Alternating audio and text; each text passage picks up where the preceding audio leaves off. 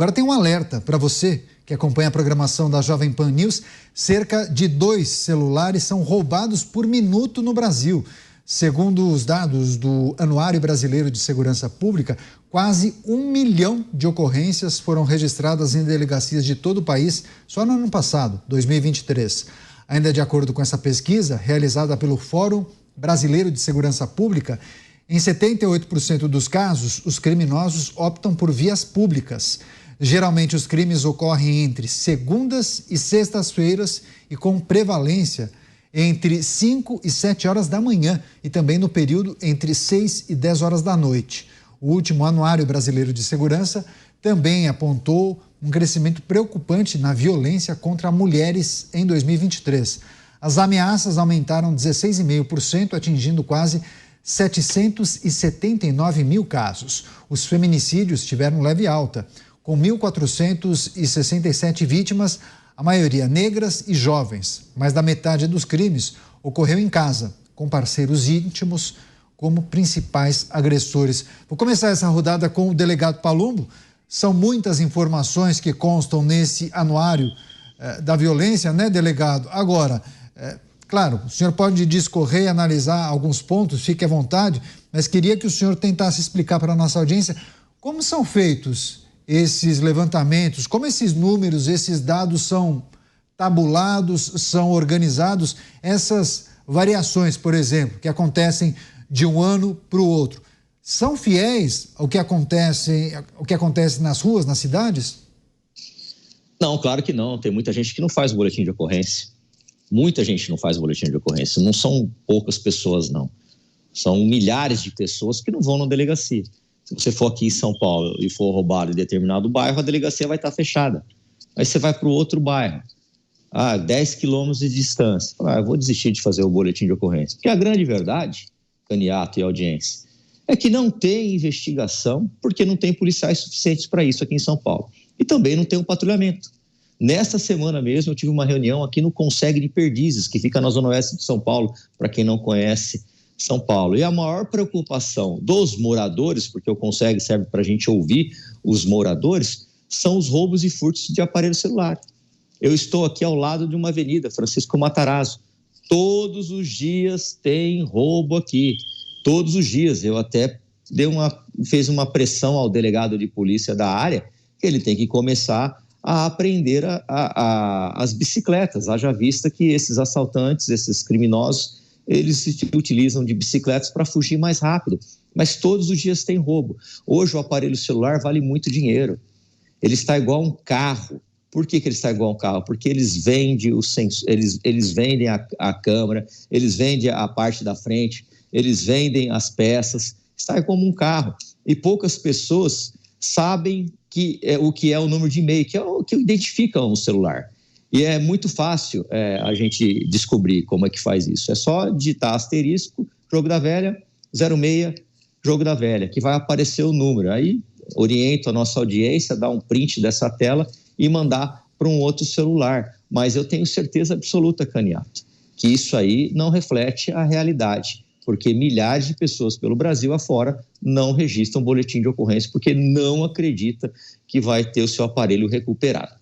Números subestimados, então. Você, Cristiano Beraldo, claro, cerca de 2 celulares são roubados ou furtados por minuto no Brasil, mas esse número pode ser muito maior, como bem destacou o delegado Palumbo. Agora, quando falamos de criminalidade e violência, tem vários outros aspectos que a gente também precisa destacar. Um chamou a atenção, né? No ano passado, o aumento da violência contra mulheres, Beraldo. São duas situações diferentes. A gente tem nessa questão do celular o crime sem punição. O bandido sabe que se ele roubar um celular, a chance dele receber uma punição é muito pequena. Já incorporou-se ao cotidiano brasileiro a tentativa do roubo de celular. E as pessoas lidam com isso com naturalidade. Tanto é que, como destacou o delegado Paulo, muita gente não faz o boletim de ocorrência. Perdeu, paciência, né? Aí fica ali, pede ajuda e tal, faz uma dívida, compra outro e aí vai vivendo a vida. Agora, isso deveria ser, qualquer país sério é inaceitável e deveria ser inaceitável no Brasil.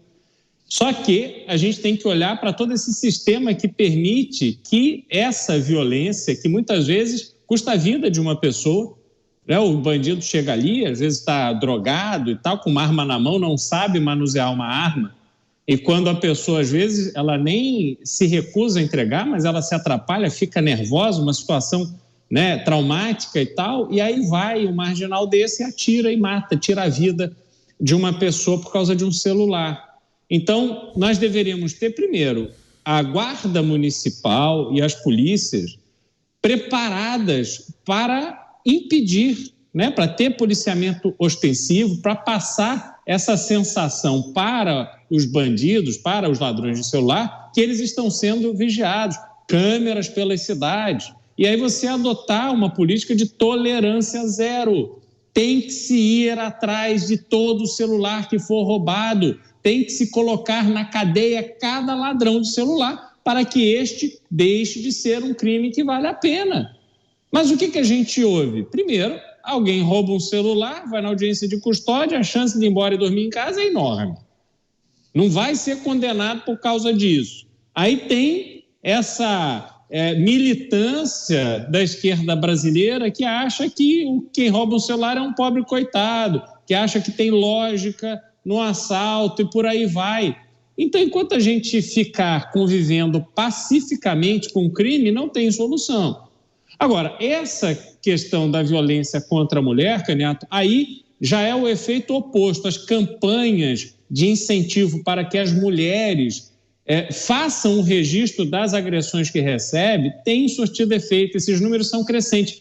Não porque as agressões crescem, mas porque as mulheres estão mais estimuladas, estão mais incentivadas a reportarem à polícia, às autoridades, quando um tipo de agressão ocorre.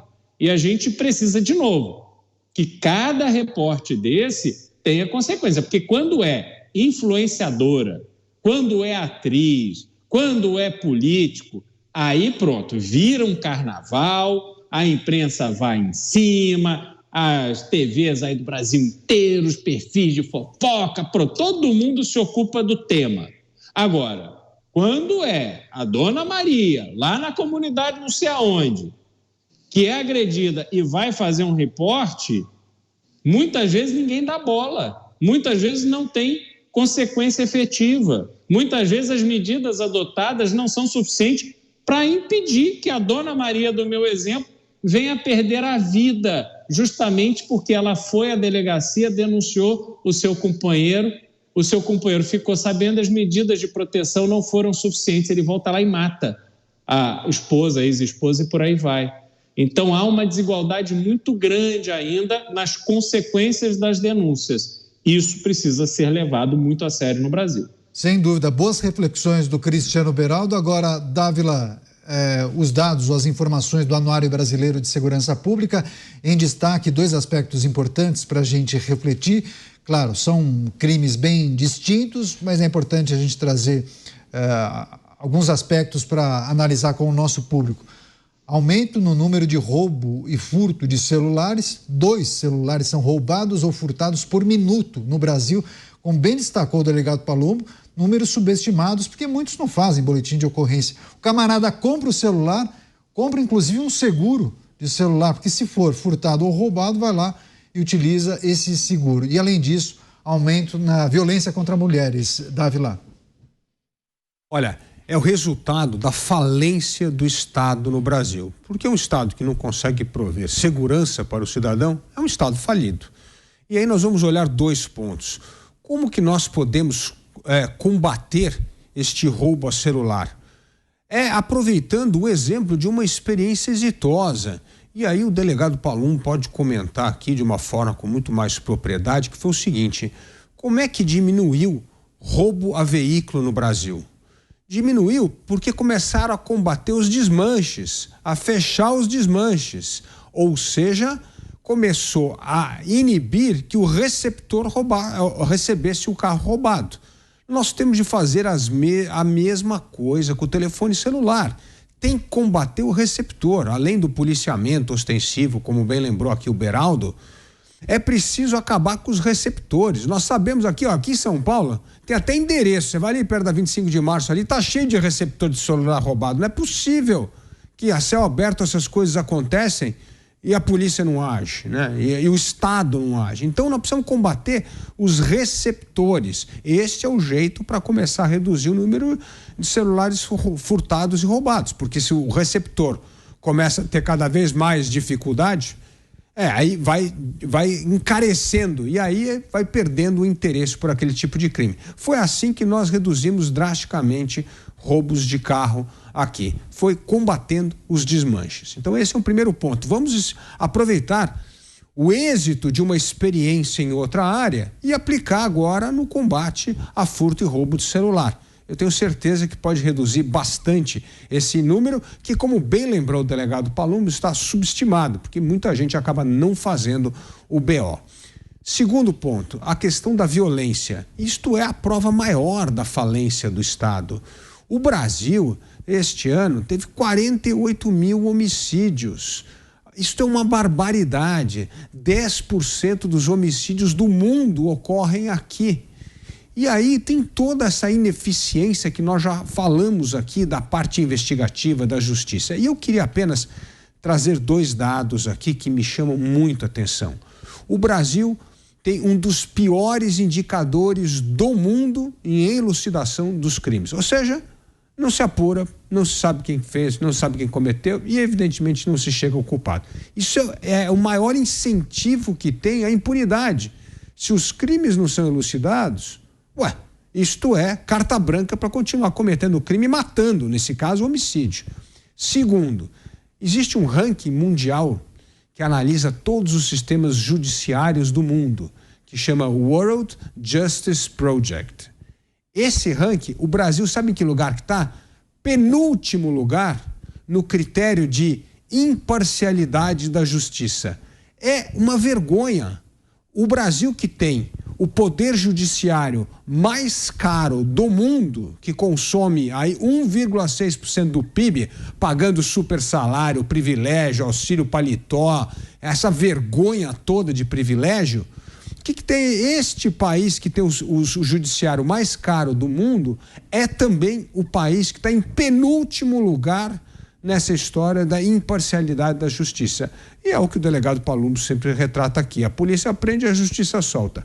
Então, com esse sistema decrépito do Estado brasileiro, é impossível reduzir criminalidade. Então, nós temos de aproveitar com algumas experiências exitosas para resolver alguns problemas, como esse caso de roubo e furto de celular, e precisamos dessa enorme reforma do Estado, da lei penal, endurecimento de pena, cumprimento da pena total, como sempre vem enfatizando aqui o delegado Palumbo, para que nós possamos realmente começar a reduzir esses índices vergonhosos de criminalidade, homicídio, roubo e furto. Pois é, já que o Dávila mencionou o número de homicídios, mortes violentas intencionais, essa é a sigla utilizada no Anuário Brasileiro de Segurança Pública. Em 2023, foram registradas, de acordo com esse anuário, 46.328 mortes violentas intencionais, contra 47.963 crimes do tipo em 2022, ou seja, houve uma queda de 3,4% no número de assassinatos, de acordo com o Anuário Brasileiro de Segurança Pública. Mas, delegado Palumbo, ainda é um número assustador. Tem, inclusive, um ranking que foi feito. O Brasil tem uma taxa de 22,8 mortes violentas intencionais por 100 mil habitantes. Só que é 4 vezes a média mundial, que é de 5,8 mortes por 100 mil habitantes, ou seja, é uma situação de guerra civil, entendeu? O que a gente vive aqui no Brasil é uma guerra civil permanente, mais de 45 mil mortes todos os anos, hein, delegado Palumbo? Hoje, exatamente hoje, morreu um jovem de 17 anos, baleado, foi roubado no domingo no Capão Redondo e perdeu a vida por causa de um celular. Eu compactuo com tudo que o Dávila falou. Nós temos que aumentar a pena da receptação, a pena é muito pequena, nós temos que ir no foco. E realmente, quando o Detran junto com a Polícia Civil, fiscaliza os desmanches, cai. Mas, olha, eu posso falar com conhecimento de causa, porque eu fechava desmanche, prendia receptadores quase que toda semana quando eu estive à frente da Divisão de Operações Especiais. Nós fechávamos num dia e no outro dia já estava aberto, exatamente no outro dia. Se recolhia lá 1, 2, 3 peças roubadas e o resto ficava tudo lá. Só que hoje, para você comercializar essas peças, você precisa ter o selo do Detran.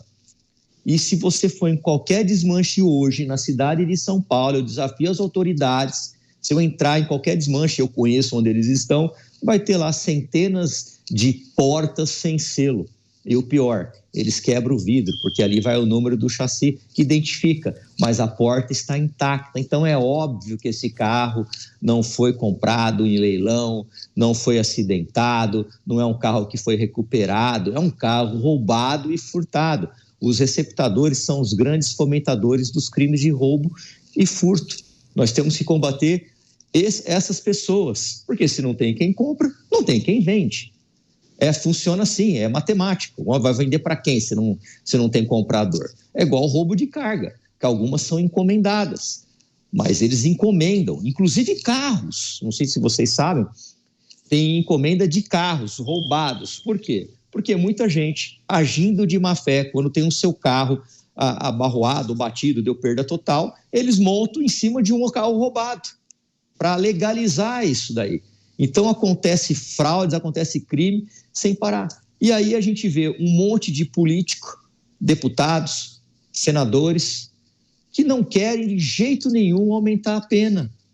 O receptador, ele sai na audiência de custódia. Como bem disse o Dávila, eles não ficam presos 24 horas, eles saem rapidamente. E o Beraldo falou sobre tolerância zero, eu compactuo com ele, do mesmo sentimento de tolerância zero.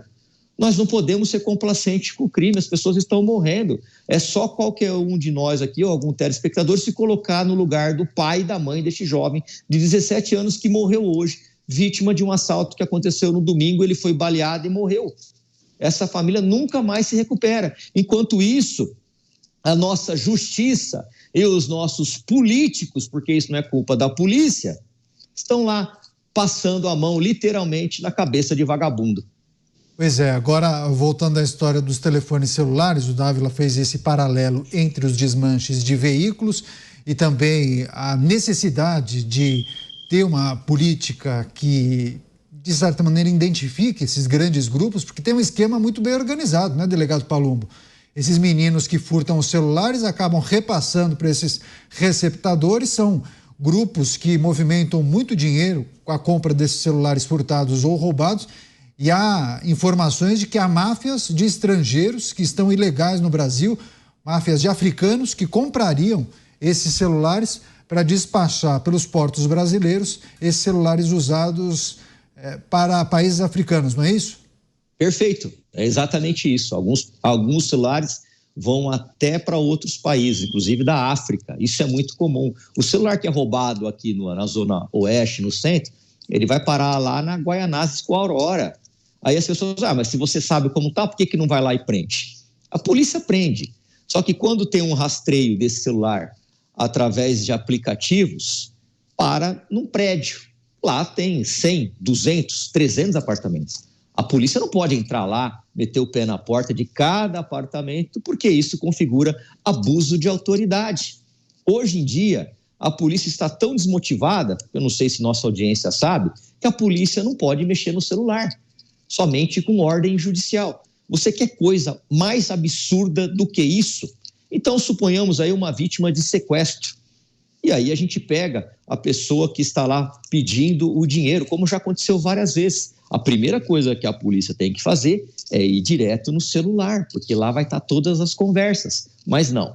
Hoje em dia, a polícia não pode mexer no celular, porque isso vai constranger a pessoa, isso é um absurdo. Só que, neste mesmo ano, eu estava denunciando um pátio credenciado do Detran e DER, lá em Guarulhos, aonde o munícipe, né, o cidadão do bem, que tem seu carro apreendido, não só na cidade de Guarulhos, mas qualquer cidade aqui ao entorno de São Paulo, porque está indo para lá por causa de uma máfia, eles deixam o celular numa portinhola, perde a visão do celular, porque tem uma parede e na frente não dá para ver absolutamente nada, e aí pode. Agora, do criminoso, a polícia não pode.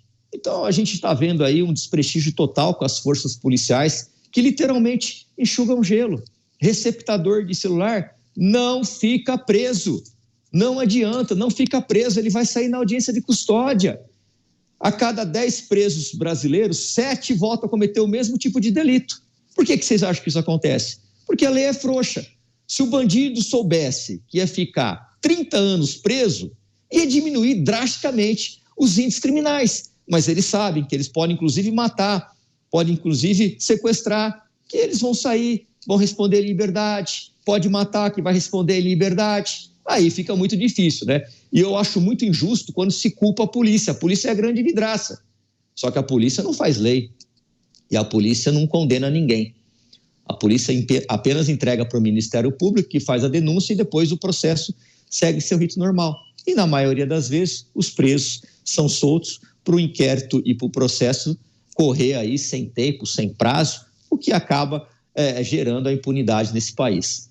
Pois é, Cristiano Beraldo está conectado com a gente, porque o Anuário Brasileiro de Segurança Pública traz uma porção de informações, indicativos, em tese, poderia ajudar as autoridades a identificarem quais são os pontos mais importantes para criarem políticas públicas de enfrentamento à criminalidade. Você acha que isso tem acontecido na prática? A partir de estudos que são publicados, as autoridades pegam aquilo, estudam à risca. Bom, esse é o problema, tal horário, então vamos reforçar a segurança em determinadas localidades.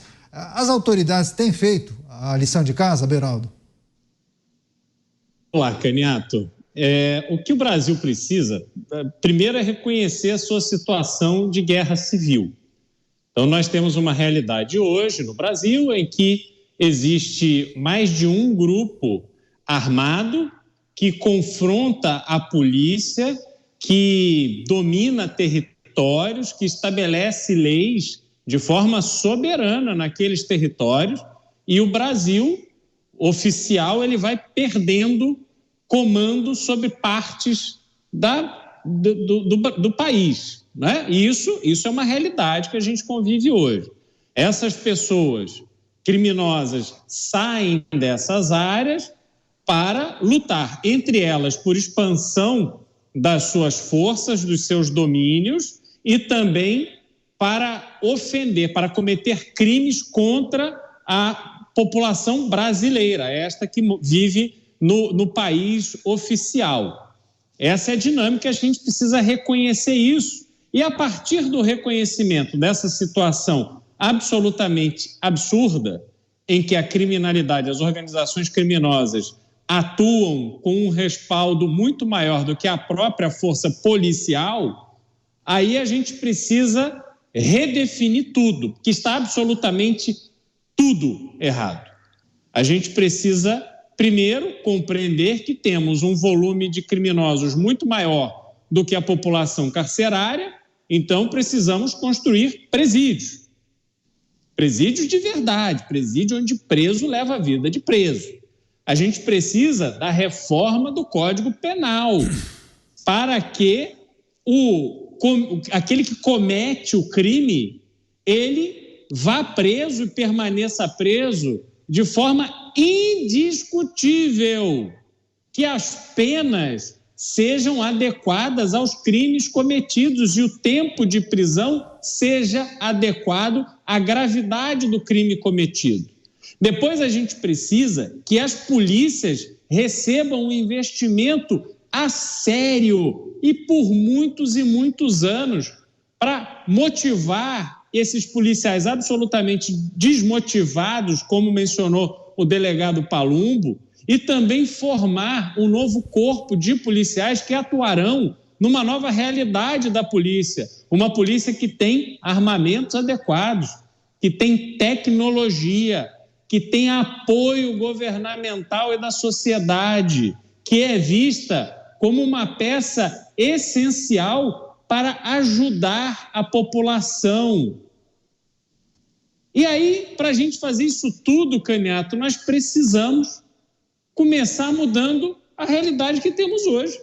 Tudo que o Dávila disse, que o delegado Palumbo disse, estão certíssimos. Entretanto, o que temos de realidade no Brasil é que aquele que alimenta o tráfico de drogas comprando maconha de traficante, estou nem falando do traficante que está levando ali, comercializando 40 gramas, não, estou falando do usuário que banca com o dinheiro dele o crime, a estrutura do crime que vem a partir do tráfico de drogas. Esse cara hoje, aos olhos da justiça, ele está liberado, ele não comete mal algum do ponto de vista criminal. Então, se no caso da droga, a pessoa pode receptar a droga do criminoso, por que não haverá isso com os celulares? Por que não haverá isso com outras coisas? Nós estamos neste caminho, não é no outro. Nós estamos no caminho de ver essa situação se agravar, piorar. É isso que a gente está assistindo aqui. Cada dia que passa, a nossa situação em relação à criminalidade piora e a gente fica só assistindo. Nós ficamos aqui todas as noites indignados com fatos diários do Brasil. E qual é a atitude que vem de cima dos poderosos? No sentido oposto. Então, infelizmente, Caniato, vai demorar muito, vai exigir muito mais para que essa realidade comece a mudar. O Dávila quer fechar, né, Dávila? Tem algum ponto para trazer e contribuir no debate? Olha, Caniato, nós sabemos que o problema número 1 que aflige o brasileiro é a questão da segurança pública. Por quê? Porque ele vive num estado de violência permanente. E veja como o governo está em descompasso com a sociedade. Nós temos, por exemplo, no Brasil, hoje é o maior exportador de droga do mundo. E aí nós temos um judiciário que acha tudo bem a pessoa carregar 40 gramas de maconha. Nós temos 5 assassinatos por hora no Brasil. Essa é o que essa estatística mostra. E aí nós temos um ministro da Segurança que é contra a saidinha. Nós temos 778 mil casos de violência contra a mulher. E nós temos um presidente da República que diz que se o cara for corintiano, tudo bem. Não dá. É intolerável termos um país que trata com tamanho descaso a segurança pública. Delegado Palumbo, tem um último comentário, uma última contribuição a fazer? Enfim, muitos aspectos foram levantados e destacados pelo Dávila, também pelo Cristiano Beraldo. Eu vi que você, inclusive, reagiu quando o Beraldo trouxe aquela reflexão importante sobre o atual momento do nosso país, enfim, e as demandas mais emergenciais. Por favor. A culpa dessa violência aí é de políticos, deputados e senadores que podem legislar na área penal, e a culpa do judiciário, porque por vezes o judiciário solta traficantes, chefe de organizações pela porta da frente. Vem um habeas corpus, pede-se um alvará, tchau. Depois, para recuperar, demora-se anos. O Brasil, literalmente, é o paraíso dos criminosos. Aqui, bandido se dá bem. Infelizmente, é triste, porque são protegidos por alguns políticos que ficam o tempo todo obstruindo quando a gente quer aumentar uma pena. E eu vejo isso, constato isso lá em Brasília. Todas as vezes tem um projeto de lei, já falei isso algumas vezes, todas as vezes tem um projeto de lei para aumentar a pena, para tirar benefício, vem as orientações partidárias. São sempre os mesmos partidos que orientam não. E aí é difícil, porque um deputado e um senador não faz lei sozinho. Nós precisamos da maioria. Se não tiver a maioria, esse processo não anda. Sem contar também que quando os processos estão nas comissões, quem decide o que vai ser pautado é o presidente da comissão. Então, dificilmente, por exemplo, se caísse um projeto de lei para aumentar a pena do roubo, um caso hipotético, e o presidente da comissão fosse alguém da esquerda, ele não colocaria esse projeto para ser votado, para ser pautado. Então, a culpa dessa violência não é da polícia. A polícia faz muito com pouco recurso e pelo péssimo salário que recebe. A culpa são dos deputados e senadores e do judiciário, que é extremamente complacente a favor do crime organizado. E aí a gente tem um ministro da Justiça que é extremamente garantista, que fica se vangloriando, que criou audiência de custódia quando ele estava à frente do Conselho Nacional de Justiça, aonde 50% dos presos saem. Você imagine você trabalhar duro para comprar um celular caro, você se esforçou, você não é rico, mas você comprou um celular de 12 mil reais. Aí vem um criminoso, rouba teu celular, você não recupera seu celular e no outro dia ele está na rua depois de ter tomado um café de laranja ou um suco de laranja na audiência de custódia.